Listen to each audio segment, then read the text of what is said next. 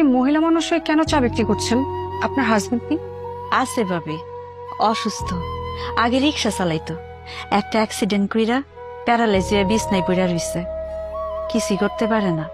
তাহলে তো আপনার অনেক কষ্ট, আপনি মোটেও সুখী না। আমি সুখে না, এটা আপনারে কে কইছে? আমার মতো সুখে এই দুনিয়ায় আপনার কাউরে পাইবেন না।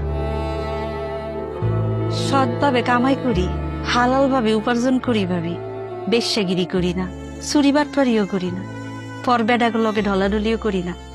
নিজে কষ্ট করে কামাই করি, সেই টাকা দিয়া জামার চিকিৎসা করি।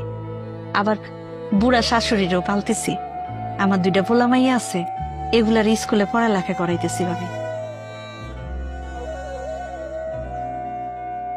এক জীবনে আর কি লাগে কন? এর থেকে সুখের জীবন আর কারো হয়?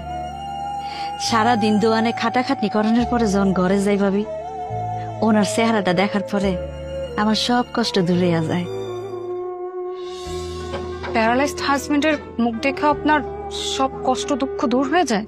যাইব না কেন? উনি তো আমার সুখ, আমার শান্তি। উনি যখন ভালো ছিল, আমার সুখে রাখনের লেগে দিন রাত কত কষ্ট করছে। রিক্সা চালাইয়া 2 বেলা খাওয়াইলো, ভালোবাসার কোনো কমতি আছিল না, সুখেরও কমতি আছিল না।